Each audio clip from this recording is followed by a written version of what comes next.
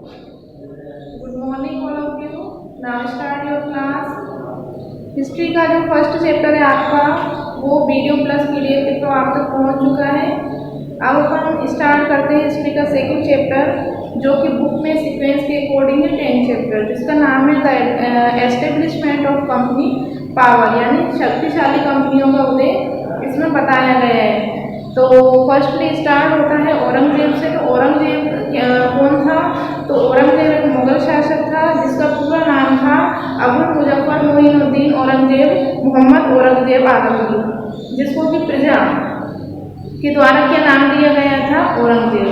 ठीक है, ये मुगल रूलर्स सिक्स नंबर का मुगल रूलर्स था और ये पावरफुल मुगल रूलर्स में इसकी काउंटिंग होती थी। Aurangzeb was the last of the powerful Mughal rulers. He established control over a very large part of the territory that is now known as India. After his death in 1770 में इसकी death के बाद many Mughal governors, सूबेदार्स and big zamindars began asserting their authority and establishing regional kingdoms. बहुत सारे governors और बहुत सारे जमींदार्स भी हुए हैं जिन्होंने अलग अलग किंगडम्स की अथॉरिटी ली थी और एस्टेब्लिश किया था।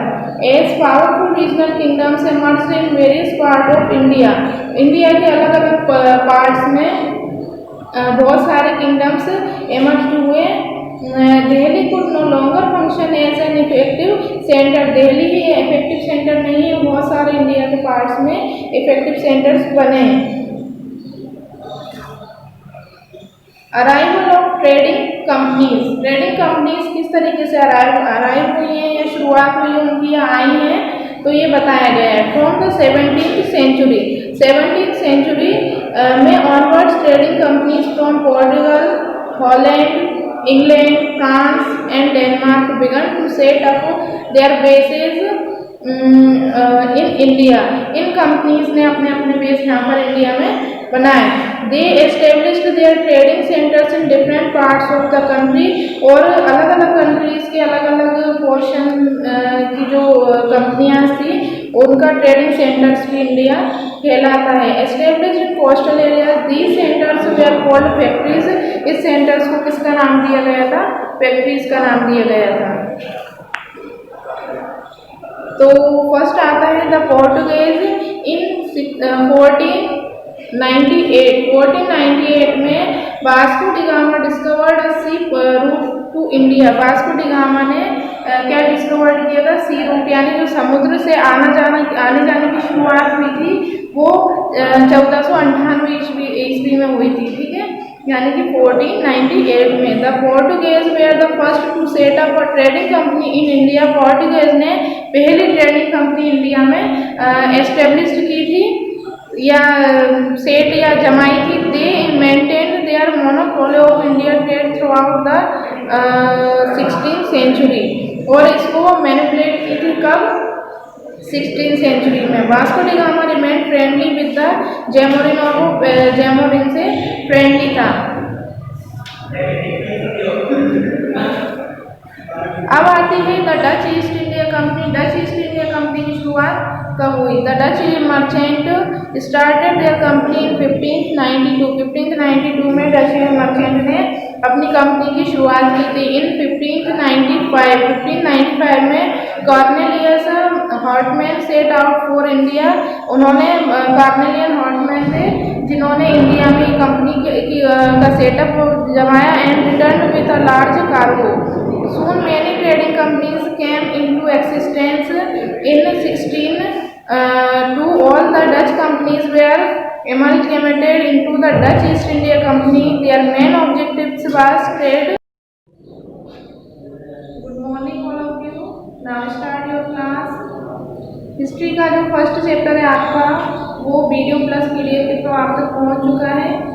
अब अपन स्टार्ट करते हैं हिस्ट्री का सेकंड चैप्टर जो कि बुक में सीक्वेंस के अकॉर्डिंग है 10 चैप्टर, जिसका नाम है the establishment of company power, यानी शक्तिशाली कंपनियों का उदय इसमें बताया गया है। तो फर्स्टली स्टार्ट होता है औरंगजेब से। तो औरंगजेब कौन था?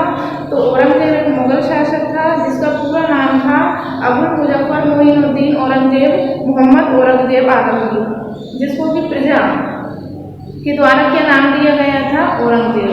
ठीक है, ये मुगल रूलर्स 6 नंबर का मुगल रूलर्स था और ये पावरफुल मुगल रूलर्स में इसकी काउंटिंग होती थी। Aurangzeb was the last of the powerful Mughal rulers. He established control over a very large part of the territory that is now known as India. After his death in 1707 में इसकी death के बाद many Mughal governors, सूबेदार्स and big zamindars began asserting their authority and establishing regional kingdoms. बहुत सारे governors और बहुत सारे जमींदार्स भी हुए हैं जिन्होंने अलग अलग किंगडम्स की अथॉरिटी ली थी और एस्टेब्लिश किया था। As powerful regional kingdoms emerged in various part of India, India के अलग अलग पार्ट्स में बहुत सारे किंगडम्स एमर्ज हुए। Delhi could no longer function as an effective centre, Delhi ही इफेक्टिव सेंटर नहीं है, बहुत सारे इंडिया के पार्ट्स में इफेक्टिव सेंटर्स बने। अराइवल ऑफ ट्रेडिंग कंपनीज किस तरीके से अराइव हुई हैं या शुरुआत हुई है उनकी या आई हैं, तो ये बताया गया है। फ्रॉम द 17th सेंचुरी में onwards trading companies from Portugal, Holland, England, France and Denmark began to set up their bases in India. In companies ने अपने अपने बेस यहाँ पर इंडिया में बनाए। They established their trading centers in different parts of the country, और अलग अलग कंट्रीज के अलग अलग पोर्शन की जो कंपनियां थी उनका ट्रेडिंग सेंटर्स भी इंडिया कहलाता है। Established in coastal areas, these centers were called factories.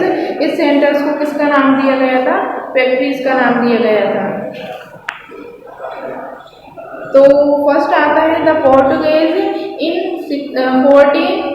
1498 में Vasco da Gama discovered a sea route to India. Vasco da Gama ने क्या डिस्कवर्ड किया था, सी रूट, यानी जो समुद्र से आने जाने की शुरुआत हुई थी वो 1498 ईस्वी में हुई थी। ठीक है, यानी कि 1498 में। The Portuguese were the first to set up a trading company in India. Portuguese ने पहली ट्रेडिंग कंपनी इंडिया में एस्टेब्लिश की थी या सेट या जमाई थी। They maintain their monopoly of India trade throughout the 16th century, और इसको मैनिपुलेट की थी कब, 16th सेंचुरी में। Vasco da Gama remain friendly with the Zamorin, और वो जैमोरिन से फ्रेंडली था। अब आती है the Dutch east India company. Dutch east India company की शुरुआत कब हुई? The Dutch merchant started their company इन 1592 में डच मर्चेंट ने अपनी कंपनी की शुरुआत की थी। इन 1595 में Cornelius Houtman set out for India. उन्होंने कॉर्नेलियन हॉटमैन थे जिन्होंने इंडिया में कंपनी का सेटअप जमाया and return with a large cargo. Soon many trading companies came into existence in 1602. All the Dutch companies were amalgamated into the Dutch East India Company. Their main objectives was trade. Therefore, they concentrated their attention on the Spice Island in the far east. अब आता है the Danes in India. Denmark was also a seafaring nation of Europe. Denmark जो होता है वो Europe का seafaring nation था, सबसे पुराना। Encouraged by the other European merchants, इसने जो दूसरे यूरोपियन मर्चेंट थे उनको प्रोत्साहित किया। The Danes to embarked upon sharing the Indian trade, और उन्होंने इंडियन ट्रेड की शुरुआत भी की थी डेन्स ने। द एस्टेब्लिश्ड सेटलमेंट एंड ट्रेंटेवार इन तंजौर। इन्होंने समुद्र तट पर एक ये सेटलमेंट एस्टेब्लिश किया था district in 1620। In 1676 they occupy Serampore, ये सेरमपुर में ऑक्यूपाइड हुआ। However they could not find a foothold in India and finally they sold their settlement to the British government in 1845। और फाइनली उसने 1845 में ये सेटलमेंट को किसको दे दिया? ब्रिटिश गवर्नमेंट को दे दिया। अब आती है the French east India company. French east India company क्या है तो और उसकी शुरुआत कैसे हुई थी? तो फ्रेंच ईस्ट इंडिया कंपनी के बारे में अपन पढ़ते हैं। फ्रेंच ईस्ट इंडिया कंपनी जो थी उसका एस्टेब्लिशमेंट हुआ था 1664 में। उसके बाद ये है 1668 में पहली कंपनी कहाँ पर एस्टेब्लिश की गई थी इंडिया में? सूरत में फ्रैंको कैरो के द्वारा इस्टेब्लिश की गई थी। फ्रैंको कैरो के द्वारा कहाँ पर? सूरत में। इसके बाद में मरकारा ने गोलकुंडा के सुल्तान से अनुमति लेकर यानी परमिशन लेकर, कहाँ के सुल्तान से? गोलकुंडा के सुल्तान से परमिशन लेकर मुसलीपट्टनम में 1669 में, मुसलीपट्टनम में कहाँ पर? किस सन में? 1669 में दूसरी फैक्ट्री स्थापित की यानी कि दूसरी फैक्ट्री एस्टेब्लिश की। In 1664, the French East India Company was formed. In December 1667, the first French factories was established at Surat by Francis Caron, who was the Director General of the company. Another factory was established at Masulipatnam, जैसा कि अभी बताया मैंने कि second जो company कहाँ पर establish हुई थी? मुसलीपट्टनम में इस्टेब्लिश हुई थी। The rise of British power. British power कैसे बढ़ी? तो द कार्नेटिक वार्स यानी कर्नाटक का पहला युद्ध।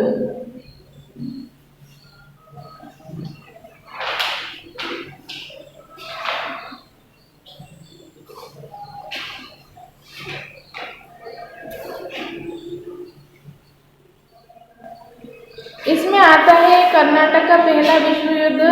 The area, in 1740 to 48, there took place in Europe the War of Australian Succession. In this war, the French and the English were on opposite side. Dupleix was then the chief officials of the French company at Pondicherry. He started recruiting and training Indians as soldiers for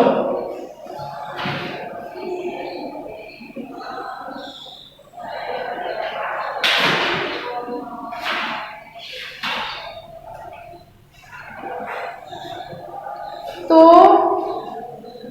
1740 से 1748 के बीच में पहला कर्नाटक का युद्ध हुआ था, first Carnatic वार, जो कि किस किस के बीच में था? फ्रेंच और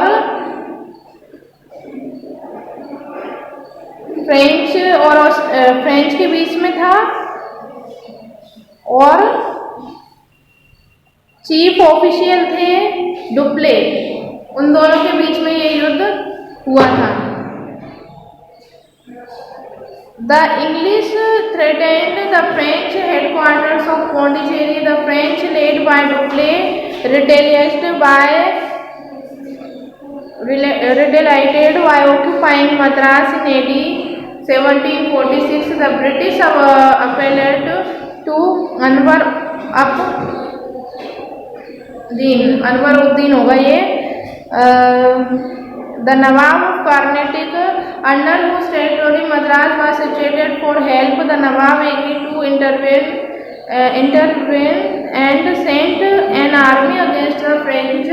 The large Indian army was defeated by a much smaller but better trained and equipped French army. Finally, in AD 1748, the war in Europe ended, and as part of the peace settlement, Madras was restored to the British. यानी कि Carnatic वार हुआ था French और English यानी British दोनों के बीच में हुआ था। और जो डुप्ले थे वो फ्रेंच पौंडीचेरी में जो फ्रेंच कंपनी थी उसके चीफ से थे। He started recruiting and training India's a soldier for the French army. और जो फ्रेंच आर्मी थी उसमें सोल्जर्स को ट्रेनिंग देते थे, इंडियन सोल्जर्स को ट्रेनिंग देते थे। अब आता है सेकेंड कार्मेटिक वार। सेकेंड कार्मेटिक वार क्या है और इसकी शुरुआत कब हुई थी? तो सेकेंड कार्मेटिक वार की शुरुआत हुई थी 1748 टू 1754, यानी इस बीच में, इस ड्यूरेशन में ये वार हुआ था। तो ये वार हैदराबाद, कर्नाटक और तंजौर इन तीनों के जो मेन हेड थे, चीफ थे, उनके बीच में जो क्वेश्चनिंग हुई थी उनके बीच, उसको लेकर ये वार हुआ था। इस वार के टाइम पे कर्नाटक के नवाब के पद को लेकर भी, यानी नवाब की जो पोस्ट थी उसको लेकर भी ये युद्ध हुआ था, संघर्ष हुआ था। चांदा साहब ने नवाबी के लिए डुप्ले का सहयोग प्राप्त किया और दूसरी ओर डुप्ले ने मुजफ्फरगंज के लिए दक्कन की सूबेदारी का समर्थन भी किया था। ठीक है। In 1748, peace was concluded in Europe and Madras was restored by the French to the English, but this peace was short-lived. The Nawab of Carnatic had been killed in the fight against the French. जब जो नवाब थे वो French के against जब ये fight कर रहे थे तो उसी में वे मारे गए थे। Also had died, the Nizam also had